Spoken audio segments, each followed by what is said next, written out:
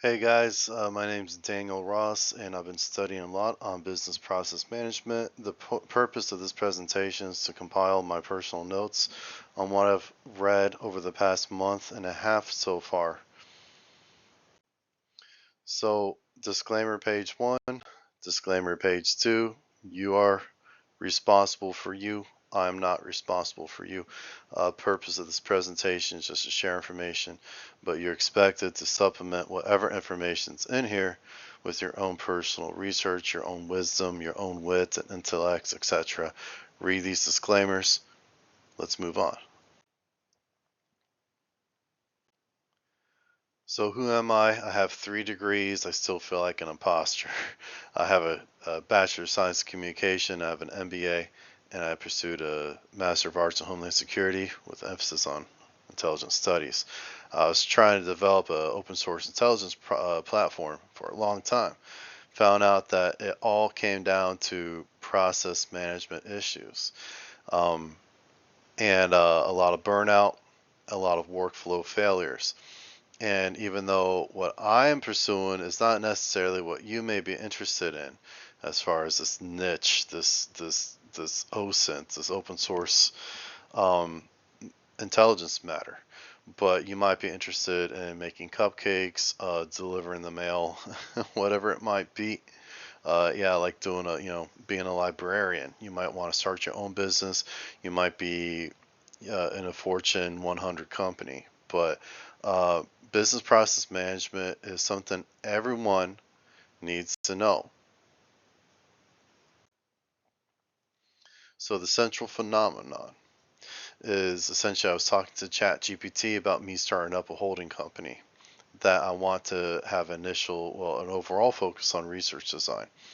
And I want it to provide value to my subsidiary companies because I want to know what term is out there that describes a process that studies processes in a business, because that's what I was thinking. That's how I can help provide value to the subsidiaries.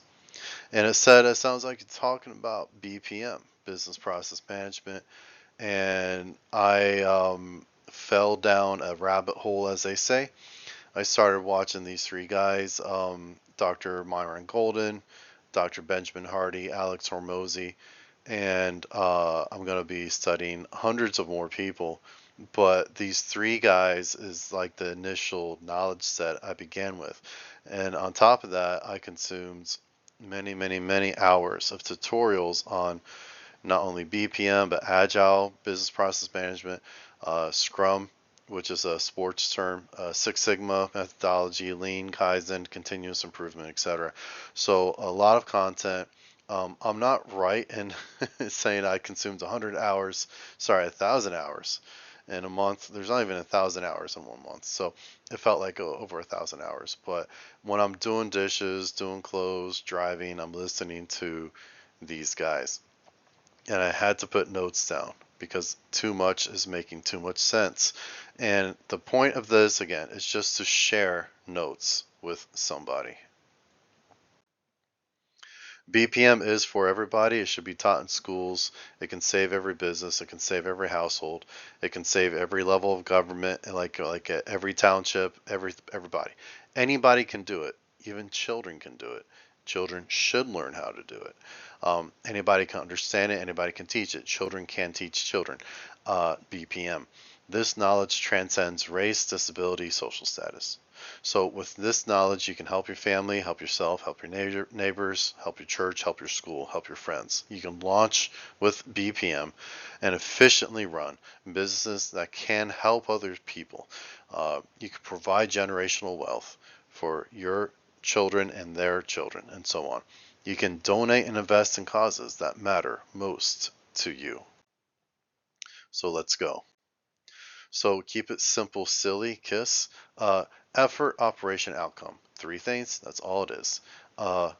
Instead of saying effort, operation, outcome, we can also look at it as an input set, a set of inputs going through a throughput set, a set of throughputs, which eventuate into an output set. These terms, to me, appear interchangeable. Effort is the same as an input set. Operation is the same as a throughput set. Outcome is the same as an output set. Very simple, very basic, very universal. Still with me? All right, so we're going to add a layer. Current state, obstacles, desired state. These two sets of threes may not seem relevant to most people, but I kept seeing this in my head over and over again, like running in parallel to each other. So I had to lay it out, and it's making sense to me. You'll see what I'm doing. But current state, obstacles, desired state. Simple enough. Now the top set is a subset of obstacles to me. So we want to get to a desired state. From the current state, what's in the way? An obstacle. How do we overcome the obstacle? Look at the inputs, look at the throughputs, look at the outputs. To make it simpler, I call this the ITO path. Input, throughput, output path. ITO path. We're going to make desired state green on the chart so it stands out, because that's the ultimate goal. If this is a board game, that's the winner, the winning spot. We're going to ask 3 questions. First, what does desired state look like? Second question, what does current state look like? Third question, what is separating desired state from current state? So understand, desired state, this is the fun step. You don't have to do anything, but you have to dream, and dream big, so you know what that desired state looks like. This is the first step. Dream. A lot of us have no problem with this aspect, but it's nonetheless essential. Do it. You must dream, starting now. Okay, we're going to make some space on our board for some fun.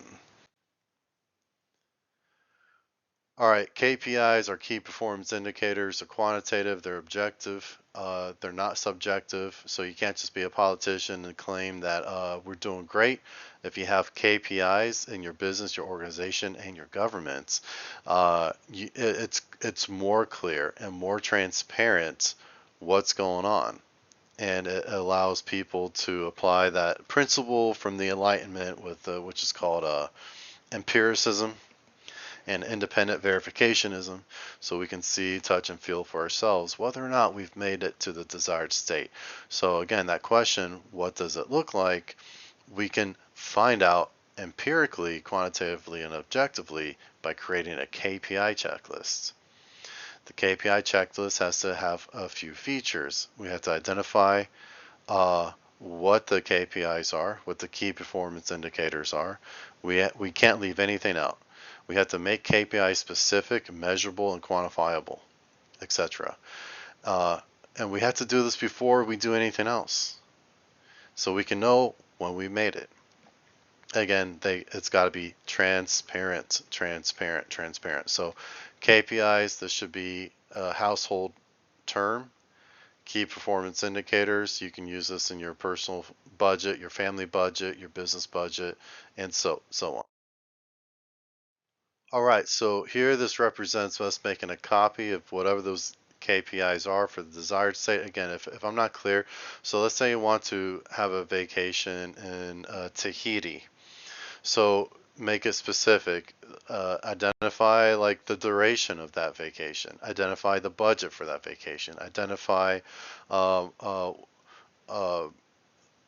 whether or not your operations can continue operating in your absence. You want to make these KPIs as detailed as possible so you can know when you have achieved your desired state. This is making sense to me. So we make a copy of our KPI checklist, and we make sure we can reference it before we do anything else. So a lot of us like to dream. Well, a lot of us like to dream big, but have you detailed exactly what that dream looks like down to the numbers? If not, start now.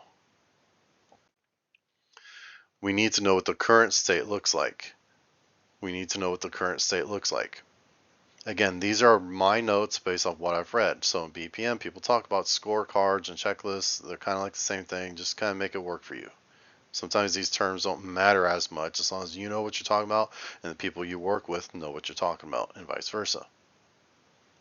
We're going to compare our dream state KPIs with whatever the current state is. The current state KPIs have to be accurate. You can't fudge numbers. You can't lie to your investors and your stockholders and your clients and your constituents if you're a politician. You can't say that we made it if we haven't made it. You can't know whether or not we have made it unless if you're striving to be accurate with the current state KPIs. Know what's going on. So already, if you're not used to throwing this lingo around, start and you sound a lot smarter. You start talking about, hey, yeah, I checked the KPI scorecard the other day. This is big boy stuff. Be a big boy. So I call this KPI scorecard judging when we're comparing the. I forgot I made that term, but yeah, it's supposed to make it easier. If there's not an existent term, make a new one so you can spend less time describing stuff forever. So I had an initial draft of this presentation. It went on for 30 minutes already. I'm under about 12, so not a bad take two. Not a bad take two. But we're dreaming big. We're dreaming big. We have a detailed KPI checklist on what that dream looks like once we get there, and we assess the current state, and we compare the two. We compare the two here. Run an ITO run. Assess the outcome. This is necessary. Don't do it without assessing your outcome. So throw in your inputs. Let them go through that throughput set. Outcomes the outputs. Assess the outcome. You ask a question. Has desired state been achieved yet? That's all it is. Throw in your effort through the operation. Out comes the outcome. Assess the outcome. Ask, has the desired state been achieved yet? Yes or no. Yes or no. To determine yes or no, we use this methodology, the KPI judging.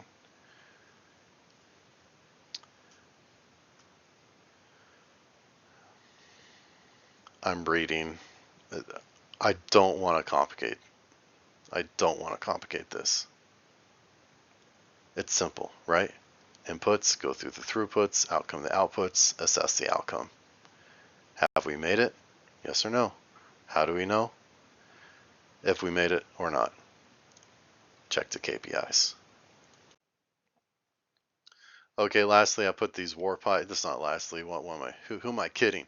But I put these warp pipes here from Mario to help show me that these 2 points represent the same thing. Same thing. Same thing. I'm assessing the outcome and checking KPIs. I'm checking the same KPIs on this side. It's just a representation of the same phenomenon. Please don't get lost. What happens when the answer is no? We're checking KPIs and at least one thing is not lining up. I call it the process iteration loop. We're going to add steps to it. These steps might vary depending on what your organization's needs are, but I have it split up into 6 steps. Check for obstacles, check for leverage points, check for inputs. The process review team, if it's a bigger outfit, if it's just you, you're the process review team. Draft multiple new ITO plans. Quality check them, and then put a rubber stamp on them. Approve it, relaunch it. We're going to number these steps 1, 2, 3, 4, 5, 6. And they fall nicely into 3 segments. ITO, again, input, throughput, output, reassessing.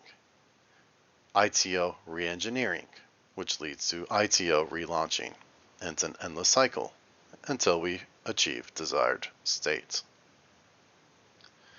So I wish I had someone I can like interact with and check for understanding, but without such interaction, hopefully you can just pause it, kick it back a few seconds or whatever you got to do.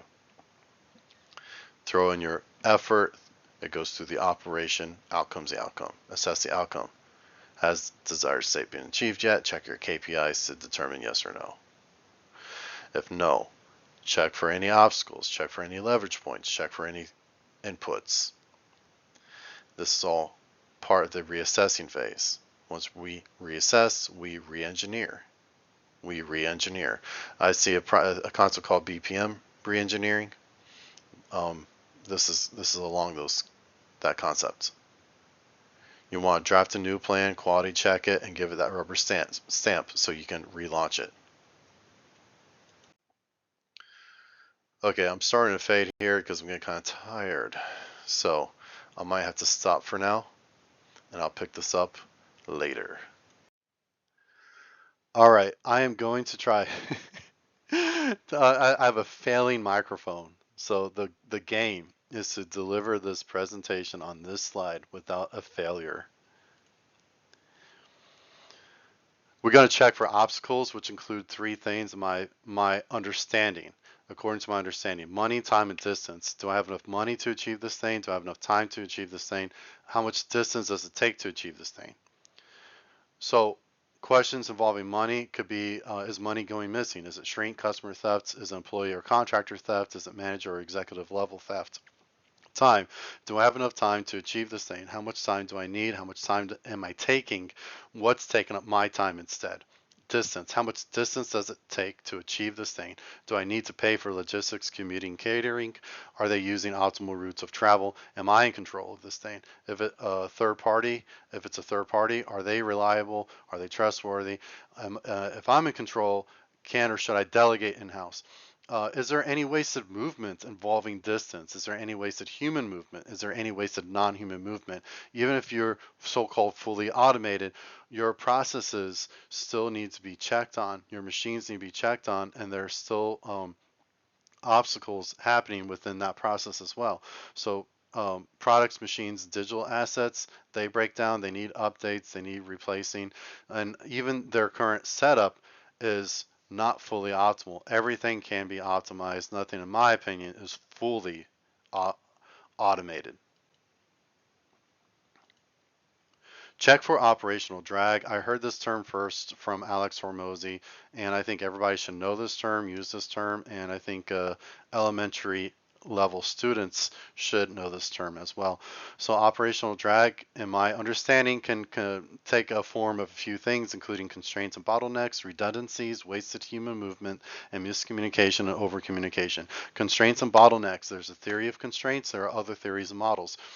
Some people like using these words as synonyms, some people do not. I say just go for it, be confident, be humble, but focus on delivering value to your team and not waste time on making sure you're using the right micro-analyzed term.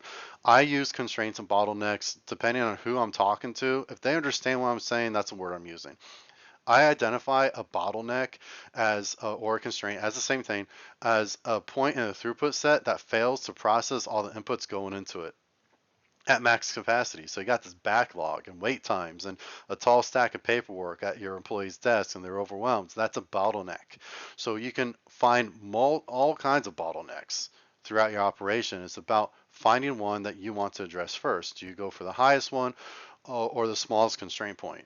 There are pros and cons of each, and usually it comes down to the money you want to save overall versus the money you want to save in the short term, and what psychological state your team is in and your shareholders. Let me explain.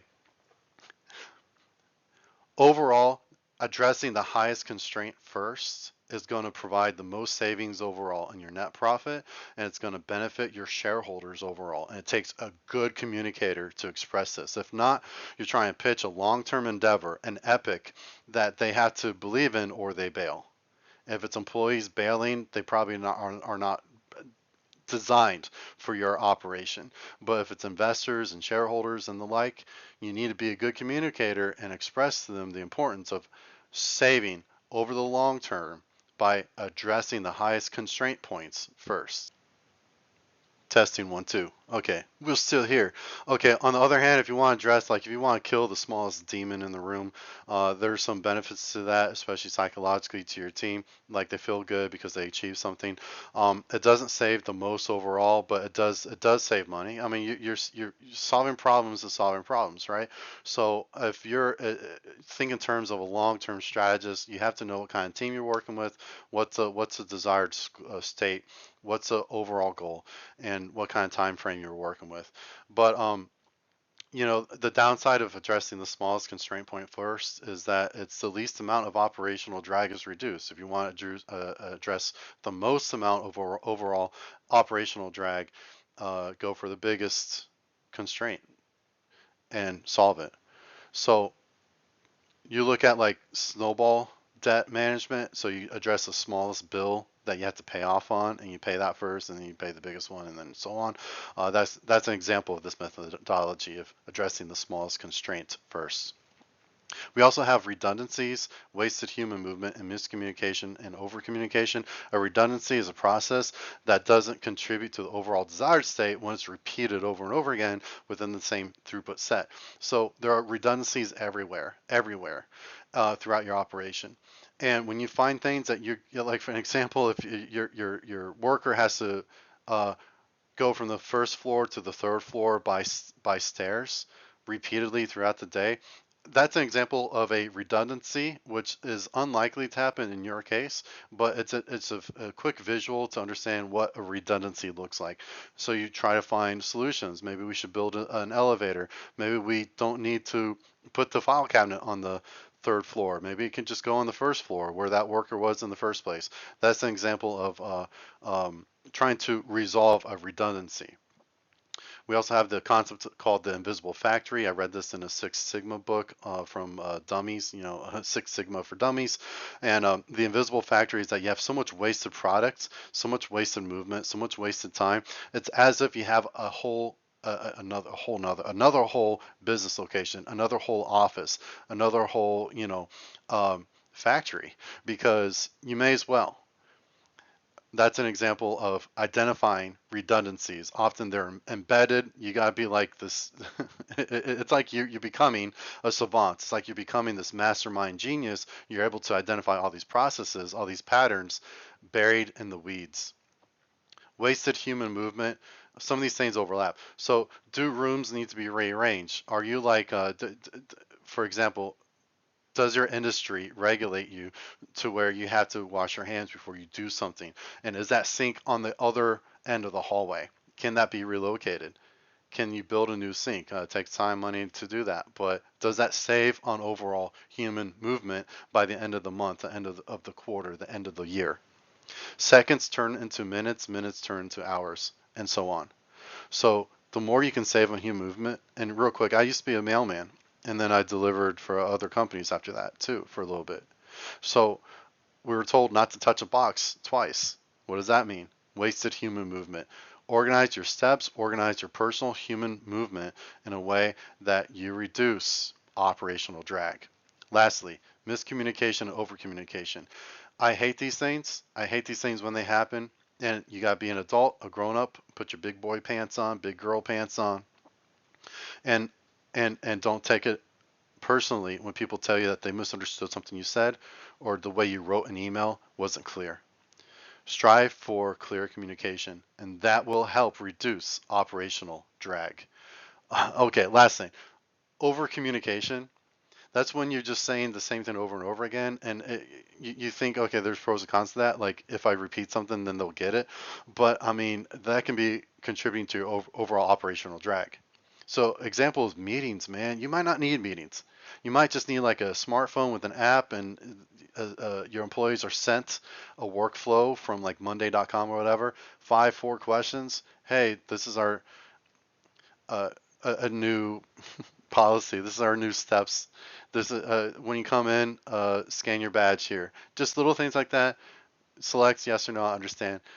indicate your signature here, whatever. Put your thumbprint here. Okay, simple. In mere moments, you achieve so much. Then if you needed like 45 minutes to have a meeting of people traveling across town or going up and down the elevator and taking time socializing before the meeting begins and people interrupting and asking questions and all the stuff, over communication can present a lot of operational drag. Leverage point check methodology. Leverage point check methodology. You're checking your leverage points. Identify how decreased inputs can achieve increased outputs, changing nothing else. Use tech, that is technology, apps, workflow methods, more training, hiring higher skilled talent, etc. All right, let's take a look at what we got here. Okay, pill step number 2, check for leverage points. Leverage point check methodology. Again, we're going to ask questions, but we want to look at the relationship between inputs and outputs. It's a ratio. We want more outputs per input. That's what that is. That's what leverage is. Identify how decreased inputs can achieve increased outputs, changing nothing else.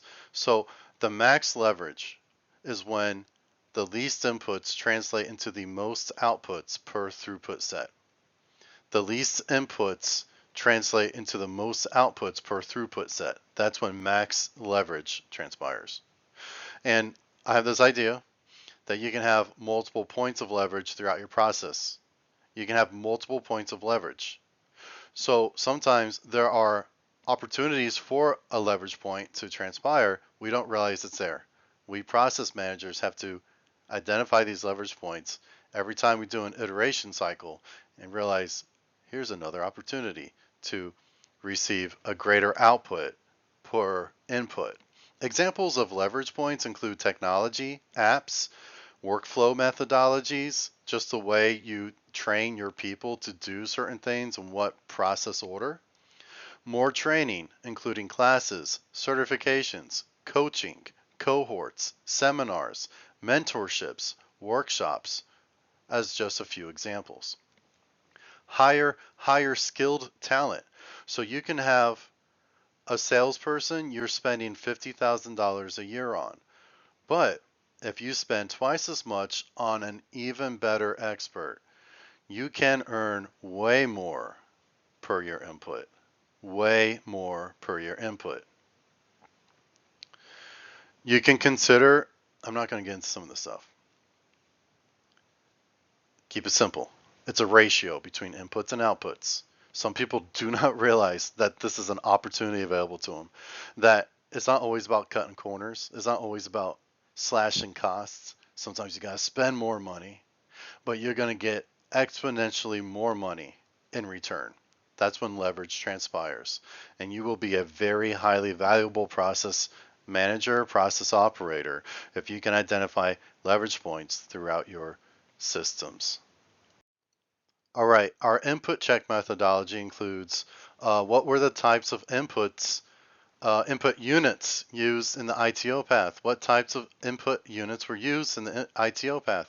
What was the quantity of input units used? What was the value or the cost of each input used, each input unit used? Do the types, quantity, value, TQV of input units need to change?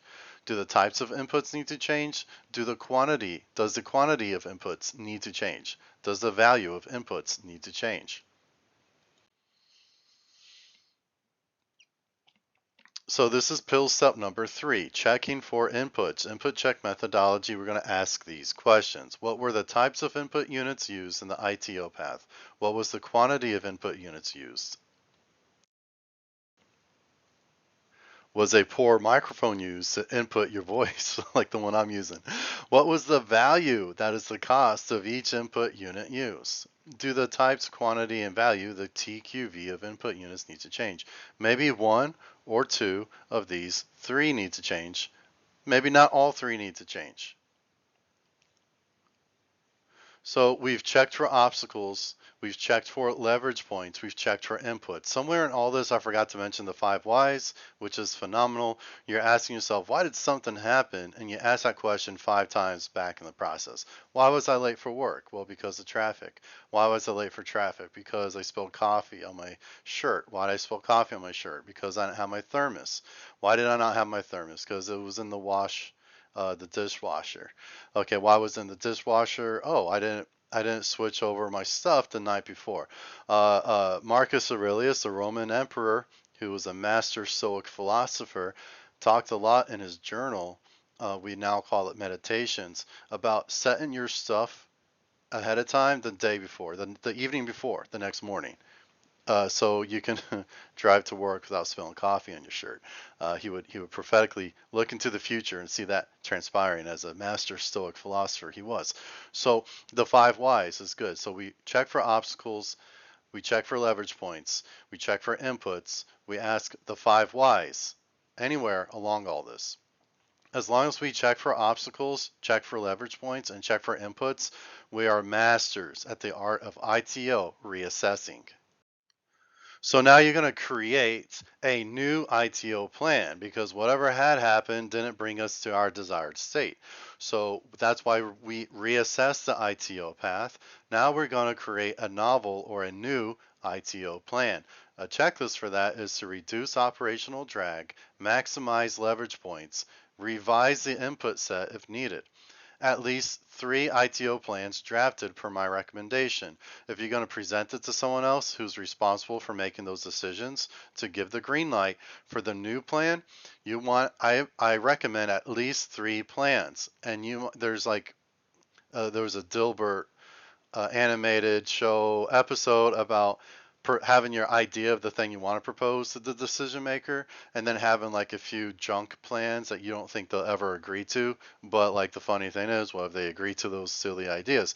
But nonetheless, draft 3 plans. If it's just you, still have 3 plans set up because it's good to see that you have options and that you created options for yourself.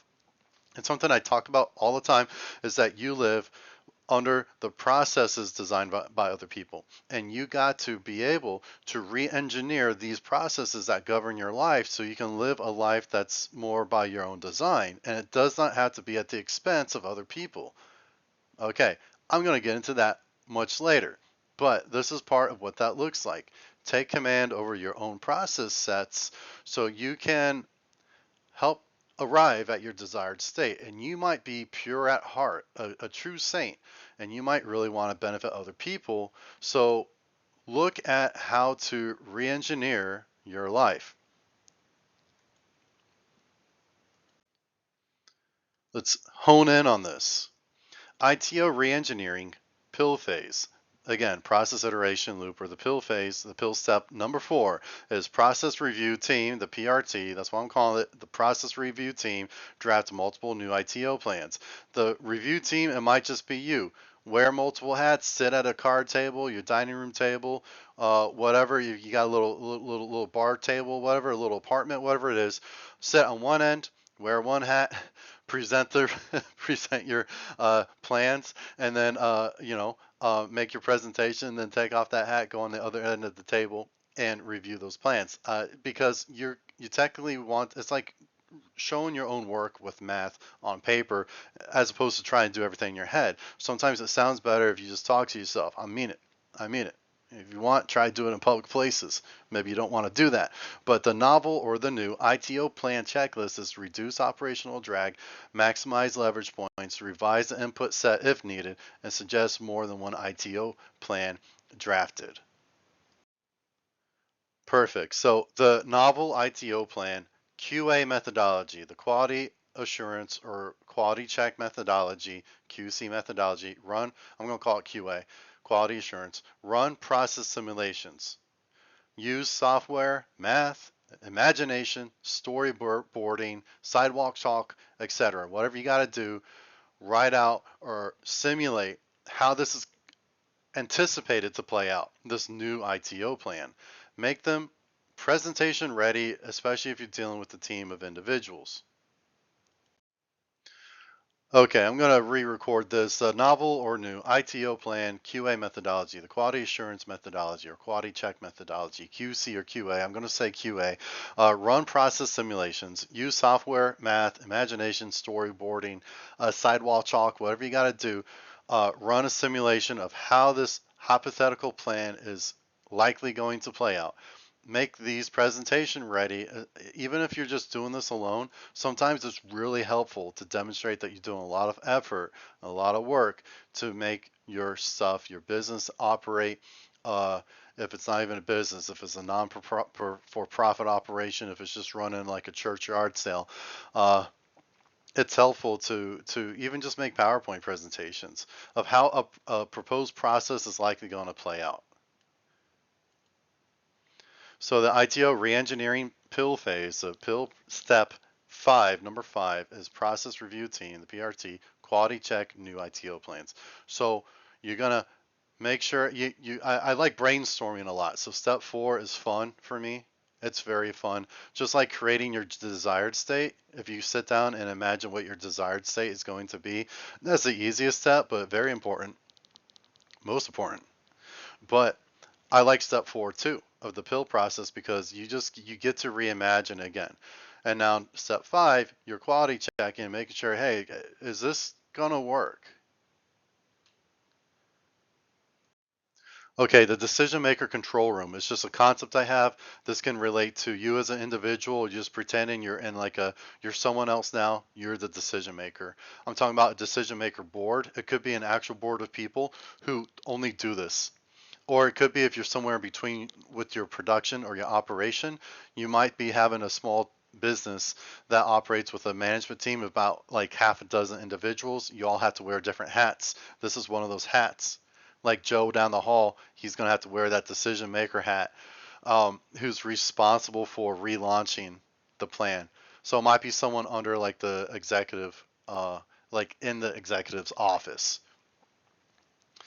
Process reengineering team or the process review team presents a novel ITO plan suite. That's your collection of at least 3 or more ITO plans. New ITO plans. Present these to the decision maker board. I like the idea of a board of people because you get to share the responsibility of relaunching a new ITO because that costs money, it costs time, it costs resources, it costs reputation, it costs opportunity costs, risk associated with that. So it's nice having a team of a couple people, a few people at least, who are responsible for reviewing this new process proposition before it's launched again. I propose that you guys look at 3 things. Suggested input set for this new plan, have a throughput discussion, and have a projected outcome. The throughput discussion is just that, it's a discussion because a lot of decision makers do not understand the throughput set. A lot of decision makers don't understand what makes the process go burr, as Alex Hormozi says. A lot of business men and women do not understand the particularities of what happens in the throughputs. And there's this good book, it's kind of dated now, but it's called Adventures of a IT Leader, something like that. And there's a great analogy in that book about decision makers who don't get the throughput elements of an ITO path. And so that's why it's kind of like a discussion. And even so, don't expect to hog up the decision makers' time. Be expert communicators. Understand what they're likely to want to know about. Learn how to discuss and pitch and propose information to people who don't really have a lot of time, but know what to tell them that prompts a decision to come out. It could be frustrating to some people. You may not want to be a decision maker. You may not want that kind of responsibility. When I go off script, I take more time. But I hope this is making sense. Having a scientifically based process iteration loop to me is better to pitch to investors, to pitch to shareholders. even to pitch to consumers, showing that we are doing all we can scientifically to enhance every step of our process instead of just winging it, relying on Joe down the hall to tell us what to do. And this is how we cut waste. I'm going to finish this panel right here. The decision maker board evaluates each plan. The decision maker board picks the best plan that is hypothesized to attain the desired state as soon as possible. The soonest as possible. Consider past iterations. Hopefully these sessions are documented in meeting notes, and you can reference these meeting notes as well. Consider past discussions and past iterations. Document the reasoning for shareholders in future iterations and meetings. So document the reasoning. Document your reasoning why you decide to go with ITO Plan A instead of ITO Plan C. If time permits, send the drafts back to the review team with notes for revision. And that's not something I'm going to take a lot of time on. But the people in step 4, dreaming and ideating better plans, and they're quality checking these plans, and then someone has to present these plans to the decision-making team. That decision-making team might be like, well, I'm not so sure about plan A, but maybe you guys can review and tweak a few things in it, and I'd like to see what that looks like. Depending on the time crunch you're dealing with, maybe you can kick it back to step 4 to revise.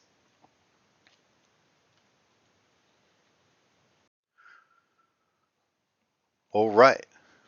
The ITO re-engineering pill phase, the pill step number 6, decision makers review new ITO plans. Decision maker control room, wherein the process re-engineering team, the PRT, present the novel ITO plan suite to decision maker board. Show 3 features of the ITO plan: suggested input set, throughput set discussion, and projected outcome. The DM board evaluates each plan. The DM board selects the best plan that is hypothesized to attain the D as soonest. Consider past iterations, document reasoning for shareholders and future iterations and meetings. If time permits, send drafts back to the PRT with notes for revision. DMB board, the DM board selects best plan that is hypothesized to attain the desired state soonest. Hypothesize, I love that word because research methods and research design is contingent upon that concept. And hypothesis is just that. It's a hypothesis, but it's a scientific action. You put out what your hypothesis is. Don't be afraid to spit that word out your mouth because people need to know you know what that word is. All right, so we went through the whole process iteration loop. We're about to relaunch the ITO plan. You do it again, and you see the outcome if it matches your desired state KPIs or not. And you do it again and again until the answer is yes. I'm pointing with my cursor. You can't see my pointer. Now you can't. This is like a board game. We're going to start with our pieces right here on this little pink purple arrow right before our initial input set is put in. Our game pieces move through the operation or the throughput set and out the outcome path, the output set. The goal is to reach this green square as soon as possible, the desired state. Now, look at this as a game. I share this with a friend of mine. He said it was a good idea. So the goal, I suggest, I dare you, is to reach desired state as soon as possible with as fewest process iteration loops as possible, with as fewest pills possible, with as fewest cycles as possible in the pill path. Because that means you have to re-engineer your processes with intentionality. Live your life with intentionality. Run and operate your business with intentionality. You got people relying on you. If you don't have investors, you have your family. If you're alone, you have your future self relying and depending on you right now. Live your life with intentionality. We start here at the initial input set and we run through the process iteration loop. We're now putting a lot of pressure on steps 5 and 6. On quality checking our new ITO plans and choosing with wisdom which one we're going to run with before we launch the next race. I imagine like a pinball machine, and it's called a plunger. That little piece you pull backwards and release and let that ball fly. But instead, it's like we at the end of each ITO path, we get to rearrange the components inside that pinball machine for optimal performance to help us attain our desired state faster. And then we get to put the parts back into place, put the glass or plastic back on top of that machine, pull back that plunger, and let it rip at the beginning of each new ITO path. But we want to reach desired state as soon as possible with as fewest loops run as possible. Live your life with intentionality. And I'm saying it again and again and again. We are all living our lives under the processes designed by other people. So we can, with intentionality and intelligence, re-engineer our processes that govern our lives, or re-engineer the processes that govern our lives to play into our benefit, helping us attain our own desired state sooner. And it doesn't have to happen at the expense of others. No way. So what happens if the outcome assessment answer is yes? We follow everything that this presentation demonstrated up until this point, and the answer is yes. Desired state KPIs match perfectly with the current state KPIs. You have arrived. You have arrived. A beautiful thing happens. I had a dream. I shouldn't share too much, but man, it was ending up in utopia, like heaven. And it was like exiting out a hallway that led into a lush jungle civilization. And this hallway exited by means of a nice, beautiful green plastic slide type thing. And this slide just slid down because there's nothing else you have to do. You have arrived. Okay, I'm a bit vulnerable now, sharing my personal dreams that I've had at night. But I mean, that's what I thought of. It's like there's nothing else to do. You slide down the slide, you're at your desired state. So look at this another way. Aristotle is attributed with saying nature abhors a vacuum. No, I didn't look this up myself. I'm taking the word of someone else, and I can't just pretend I know all these people and all they've said throughout time and space. But Dr. Benjamin Hardy uses Aristotle's quote here to describe something which I'll present in a moment. But nature abhors a vacuum. So when we look at our current state initially and desire something we don't have yet, what's in the way? Obstacles. We have the obstacles of time, distance, money. But when we use our process iteration loop to revise and revise and revise our ITO sets until we arrive at our desired state, then we essentially obliterate the obstacles. We either repurpose them, we overcome them, but by means of circumventing them, destroying them, repurposing. There's so much that can go into that too. I might have to do a separate lecture on that. But overcoming an obstacle is not always destroying something, eliminating something, annihilating something, obliterating something. Sometimes you just got to repurpose that thing. And a very quick example is like a road closure due to like a sinkhole. You can play that into your business processes like a charm. I can't get into it here, but if you need help or assistance with anything, maybe reach out to me. I'll try to provide a means by which you can, and maybe we can make something happen together. But repurpose your obstacles, or circumvent your obstacles, or obliterate your obstacles. By some means, overcome your obstacles. Now they are no more. Essentially, effectively, they no longer function as an obstacle. So an obstacle, if it's the thing that separates desired state from current state, and the obstacle no longer functions as an obstacle, the desired state and current state are now together. A vacuum is created, and per Aristotle, he would have been perfect with BPM. Current state and desired state are now brought together. And as we'll discuss more and more, the more we try to absolve the obstacles, keeping desired states away from us, the closer we bring the desired state towards us in the present. It's like you're being Doctor Strange, you're being a wizard, you're being a mastermind, a genius, a Dexter in Dexter's laboratory. Mr. Peabody, you're being a mad scientist. You're like playing with physics here. You're bringing a future reality into the present. By magic? No, by BPM. And the two shall become one. So I think about Mr. Leibniz's uh, articulation of the law of identity, which goes back to Aristotle's time, but the way this German philosopher articulates it, it's A equals A. Oh my gosh, I think preschoolers know that, right? But it takes a big brain Western philosophers to break it down for us. But A equals A.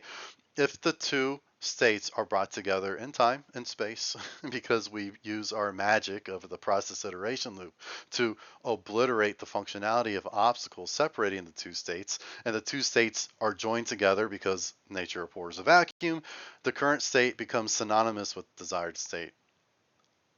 The two shall become one. And you wake up in the morning and you realize you made it, man. You made it.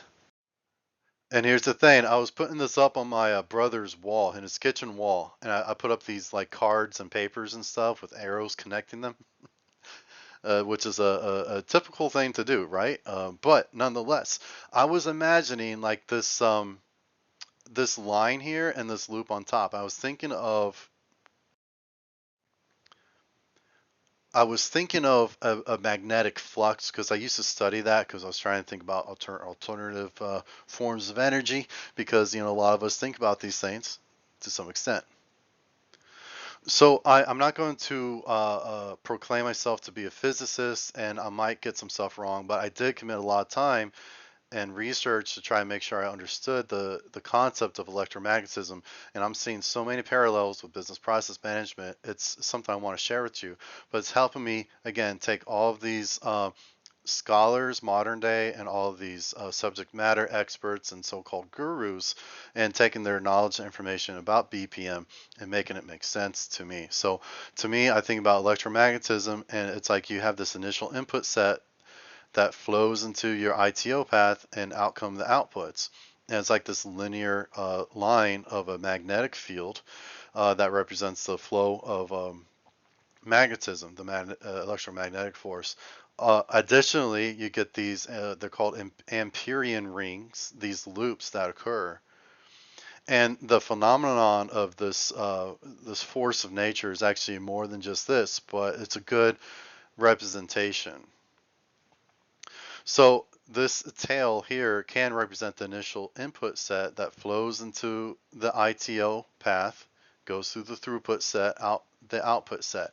And we can ask the assessment outcome question. Has desired state been achieved yet, yes or no?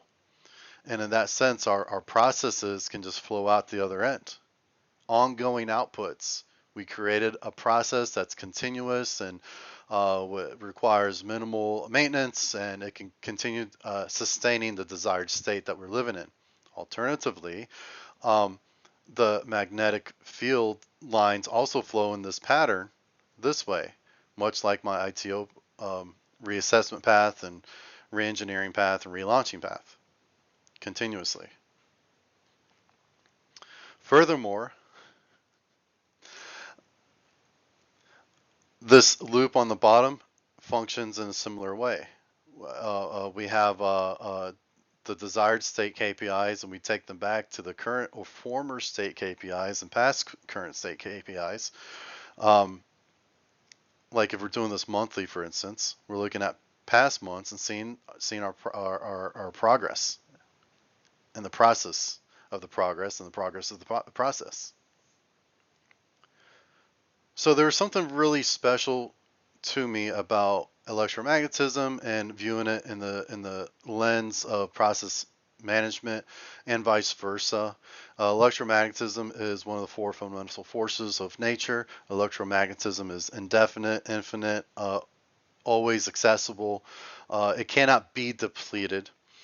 And it's not even like the laws of conservation of matter or energy. It's not like it can't be created nor destroyed. It's just eternally existent, yet immaterial. I love the idea of comparing business process design and management to electromagnetism and how we harness that invisible force to our benefit. Likewise, we can harness what I'll call the value force to um, produce more value via business process management. You'll see coming up. So here, testing 1 2. Okay, so you might hear about a joke. It's not funny if you have to explain it. Likewise, an analogy is probably not a good analogy if you have to spend more time explaining the analogy. But here's a good attempt. So when I'm seeing this depiction of the electromagnetic force, I think about setting up these rotary motors or engine, what they call generators. They're generating electricity, and the patents exist and stuff like this. This is nothing really new. But if you set up, and we're trying not to over-explain stuff, but if you set up a rotor, a spinning wheel that's fixed to a stator, and it has all these permanent magnets like glued to the sides, the edges, and they're lined up to where the poles make sense.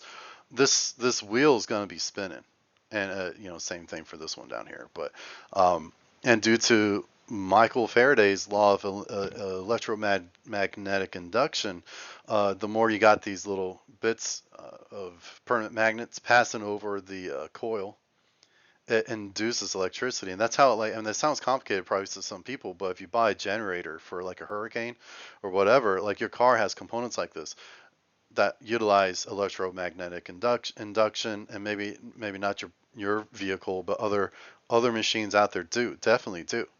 And this is how we get electricity from like Niagara Falls and stuff, right? Nikola Tesla had a vision of something like this involving that waterfall specifically when he was younger. So then this is not perpetual motion. Like it's these things are made of matter. So there's friction involved and there is heat generation involved. So it's not perpetual motion created. In case anybody is wondering, most people don't. But let's say you had an initial power source located located near your input set, your initial input set, and you create like a okay, I'm seeing something here. Hold on. Okay, I got it now. So like I was initially viewing like this ITO path as like a bar magnet, a dipole magnet. So you have the South Pole and the North Pole here. So in the analogy, we have our inputs flowing in through the South Pole, going through the ITO path like a bar magnet, and coming out the side horizontally and also back in a loop, continuous loop. And if you take a bar magnet and wrap it with a coil and hook that up to a battery, you create what's called a solenoid, and you can enhance the magnetic power, the magnetic flux around that permanent magnet. And so that's how business process management operates. You're enhancing the input you're putting in. The same $5 you're putting in to like your ad spend, if you can change the throughput set and change your website design, change the customer path, the customer journey, etc., you're enhancing and magnifying the outputs. That's exactly what business process management is supposed to do.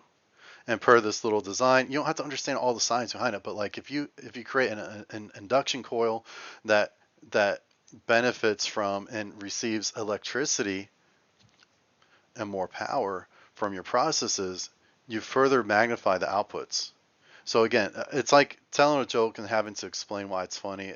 This analogy is not going to be fully comprehensible. I'm not trying to give a science presentation on a like a high school science fair type thing, but but there is an element that works here, because we will talk in terms of a theoretical or hypothetical model of a value force that functions similar to the electromagnetic force, and how to harness the value force to use business process management, harnessing that force to generate the maximum amount of outputs to help us achieve our desired state. But with all that said, I would prefer the electromagnetic rotary generator over a hamster wheel. So many of us feel like this guy right here. We keep things so simple, and we're just running through the throughput sets day in, day out, week in, week out, month in, month out, quarter in, quarter out, year in, year out. And we wonder where all the time's going. We're missing out on time with loved ones, vacations with kids, traveling, gaining new experiences. Because we're throwing in the inputs. We're throwing in the inputs and we're having the same throughput set experience. I would rather have the more uh, intricate and well-designed process apparatus I showed you in the previous slide than what we have on this slide. On this slide. This man is never attaining his desired state. He's never going to make it there. So again, this looks more complicated, but it's practical, it's efficacious, it's effective, it's based on science. I'm not talking about the analogy of the electromagnetic force, but the science of business process management. It's based on rigorous science, process science, published by other process practitioners. Versus this guy here, he's complaining about his life, complaining about the system, complaining about maybe even capitalism. But he's not mastering the processes that govern his life. One last view of this. These wheels are turning in one particular direction that achieves maximum outputs that help arrive at a desired state.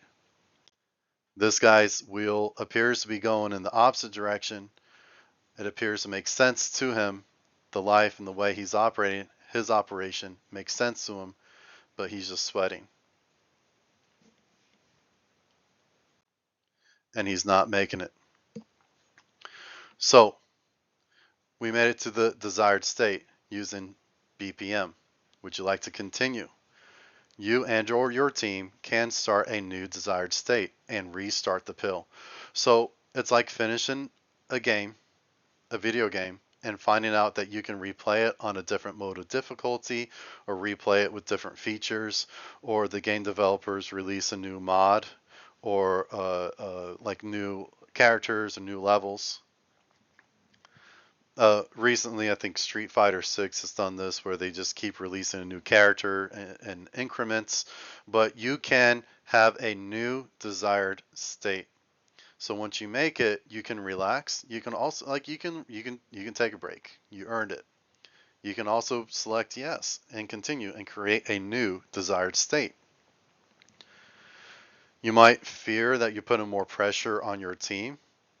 Like I said, you might want to take a break, take a vacation or whatever. But you can create a new desired state and repeat this process again.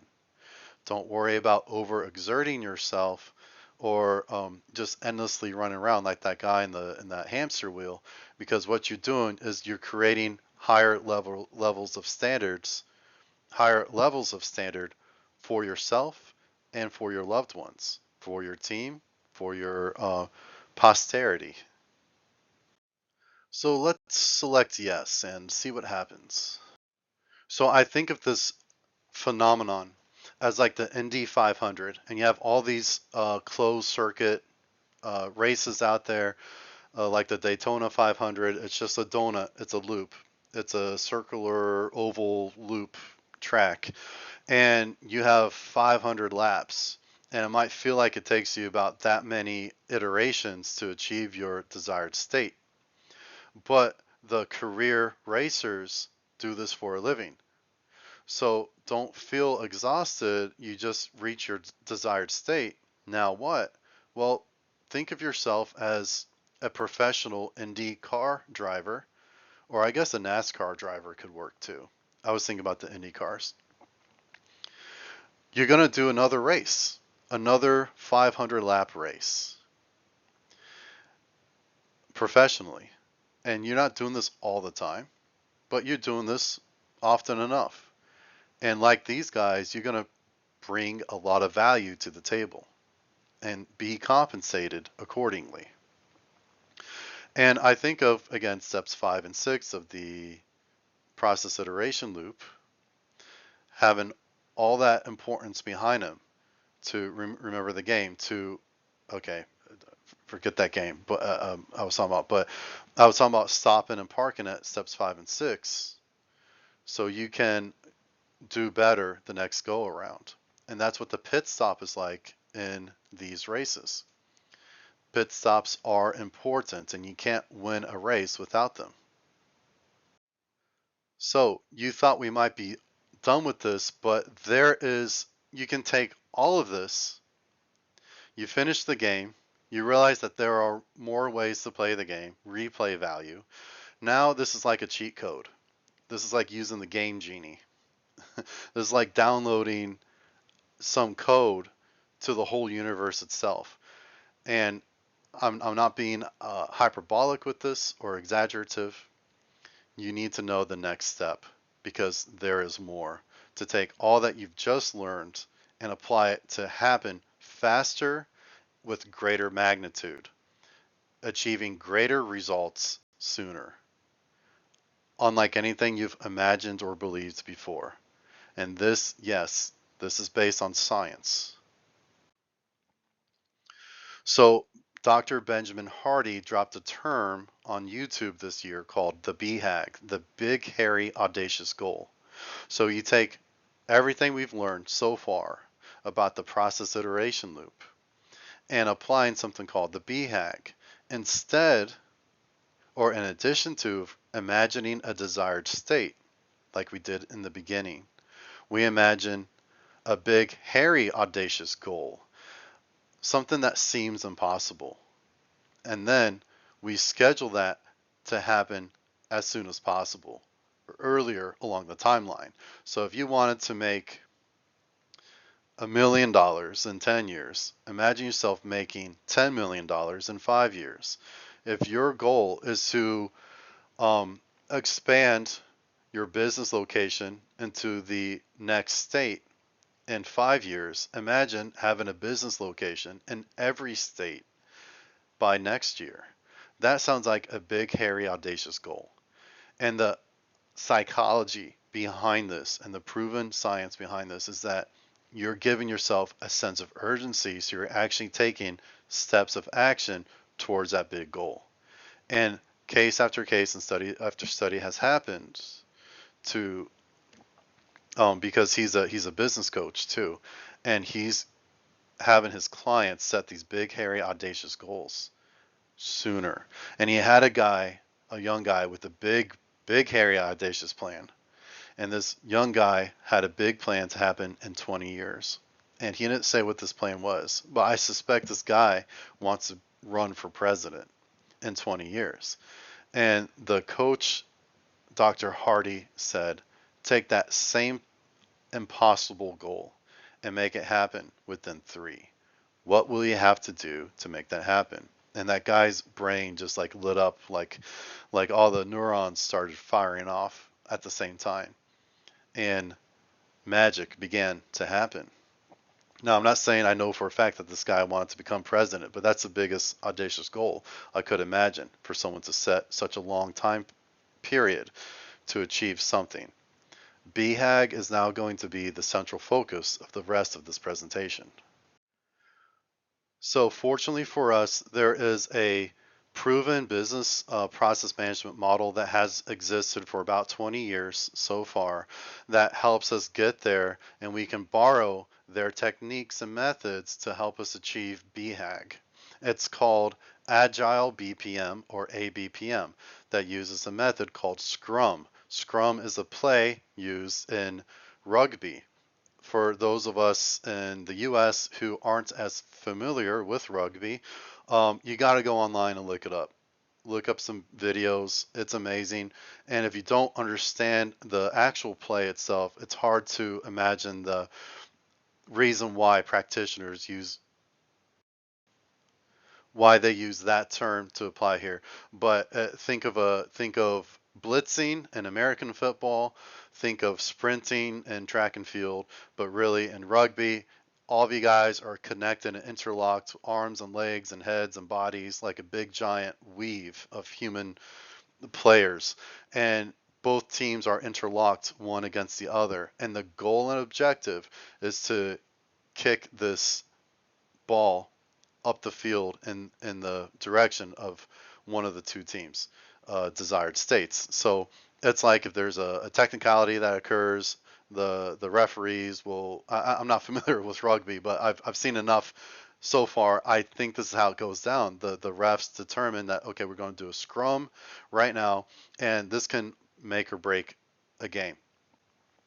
So with this in mind, it's like a joint effort of a team working together, hand and fist, to achieve a desired state very fast and very quickly.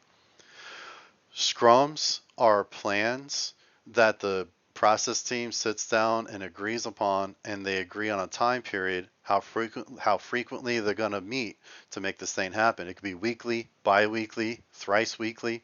It could be monthly, it could be bi-monthly, but a lot of examples I'm familiar with happen maybe bi-weekly, but no sooner than weekly. A lot of people don't understand Scrum, even on the Scrum teams. And a lot of people might be watching this video because they want to learn more about Scrum. So even though this video is not specifically about Scrum, I am incorporating the methodology here to help us achieve BHAG. So we have the ball at the initial input phase, and we run that thing through the throughput set, the output set, wait to see what happens on the other end. When we ask the assessment question, has desired state been achieved yet, yes or no? In Scrum, this is considered as like a Scrum review and a Scrum retrospective. These are called Scrum ceremonies, and partially I think it's called that to help us look forward to these moments and celebrate them, because we want to eagerly know whether or not we made it. This is used a lot with software design teams. So they'll review the outputs with like the person who owns the software and say, okay, is this what you're looking for? And then as a team, they'll have a huddle and talk amongst themselves and have their own meeting. That Scrum ceremony is called a Scrum retrospective. And based on the descriptions I've seen of Scrum retrospective, that's the same thing with my ITO reassessment phase and the ITO re-engineering phase of this process iteration loop. So this is essential because what do they do in this Scrum ceremony of the Scrum retrospective? They're ITO reassessing and they're ITO re-engineering. They are checking for obstacles, checking for leverage points, checking for inputs.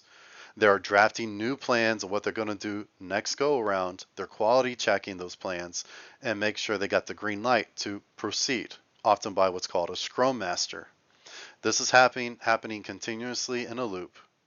And this is how teams achieve goals sooner, by checking their processes more frequently than just once a quarter. All right, how to set up a BHAG. You can, if you can achieve anything in the world, what would that be? Who do you want to be? Where do you want to be? How do you want to dress? Whom do you want to know? What influence do you want? How much money? How many assets? Yes, even money and assets. You need to imagine how much and what of those things you need. How much and what of those things you desire to have. Even if you think or say it's not all about the money. Money is a resource and a tool. And you got to pay your rent and you got to pay your property taxes if you own a property. And if you want to do things for other people, you need money to do those things. Legacy. What do you want your impact to be? If it's on your children, your offspring, if you don't have kids but you have godchildren, or maybe a local ministry, local orphanage, or maybe it's a niche and you want to leave a lasting impact on your field of study, your industry.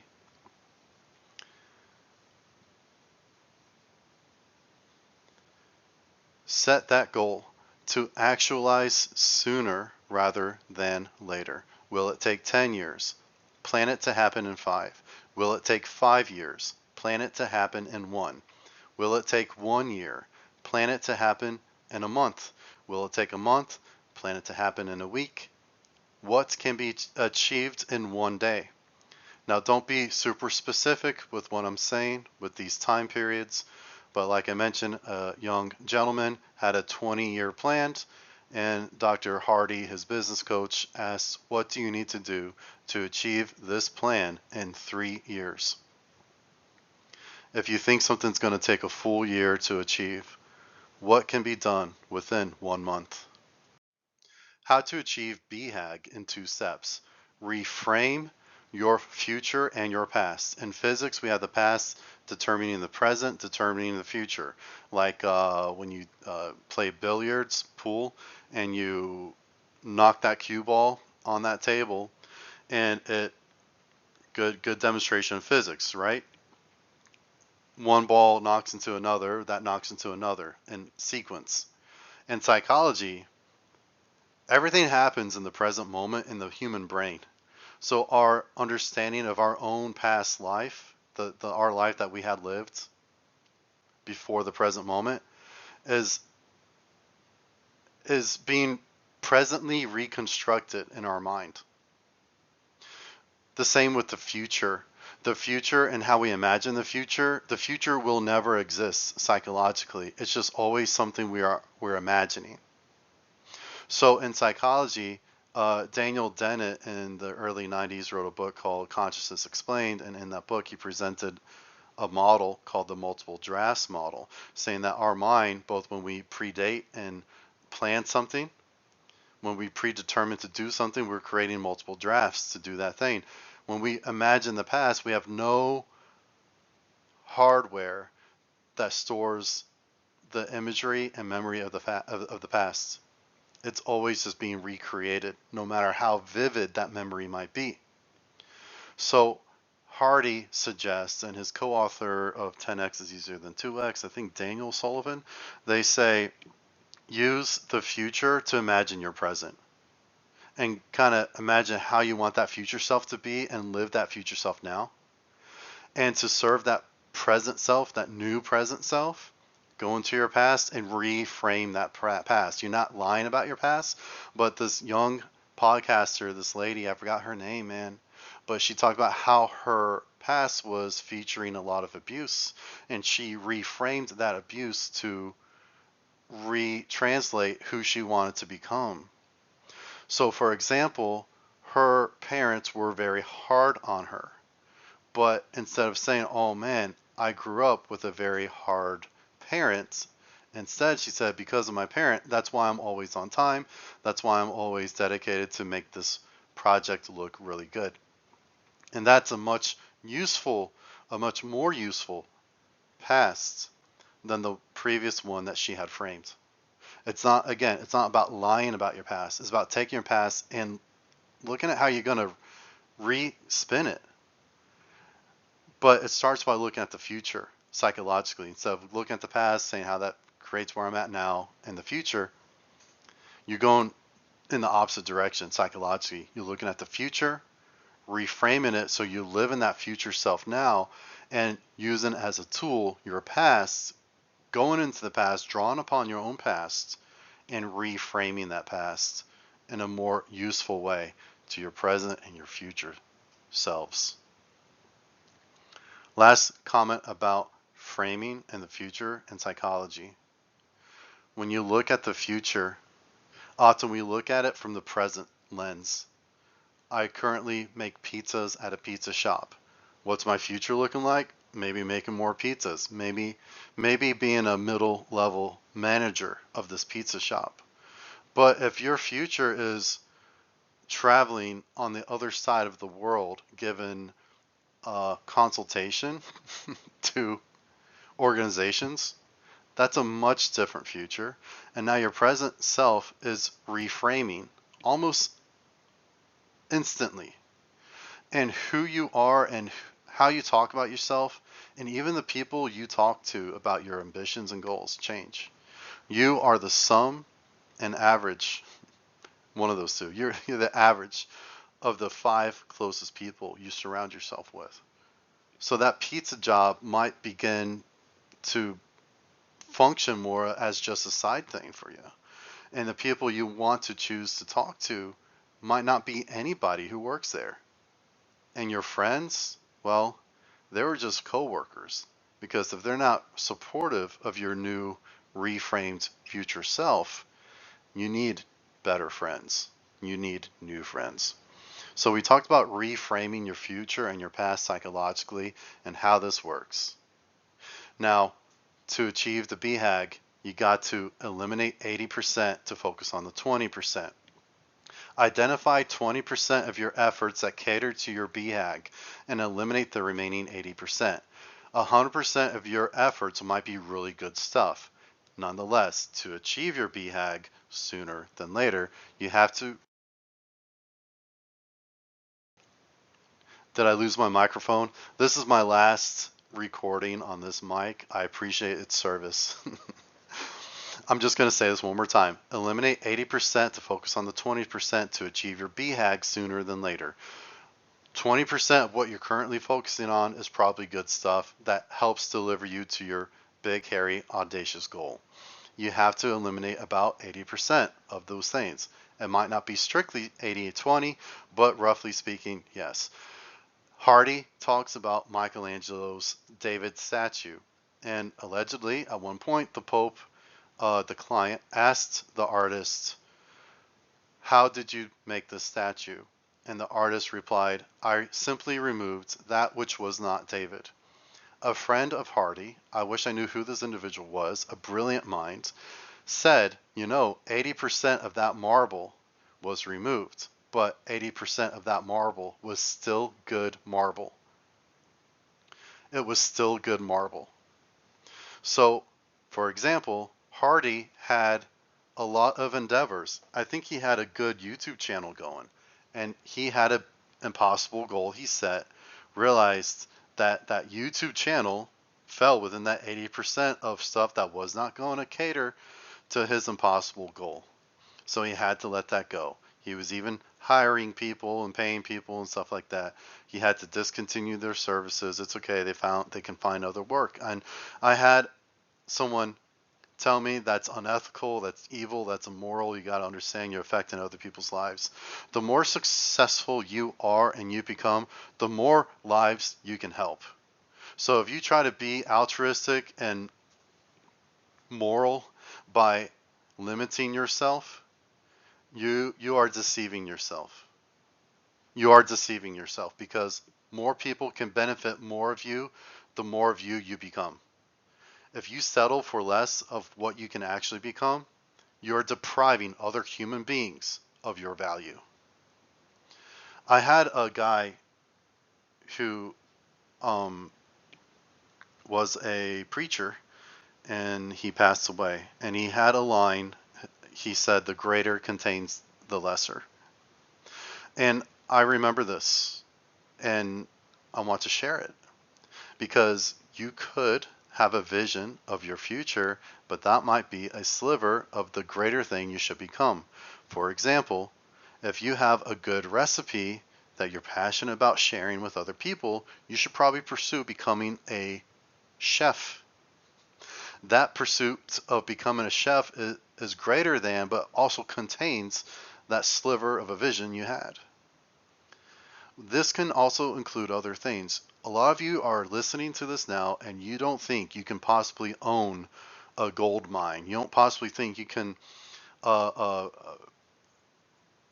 give a lecture at the United Nations. You don't think you can possibly be someone that newspapers syndicated throughout the country and the globe will want to come to for commentary and advice. You don't think you're someone who can create a positive impact on poorer nations. The greater contains the lesser. So if you have an ambition you want to pursue, you might have to pursue more than that one ambition.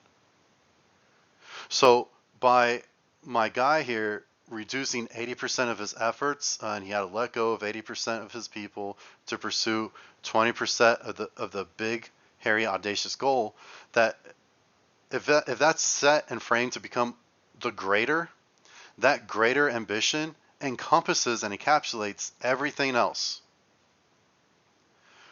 So I'm going to try one more analogy.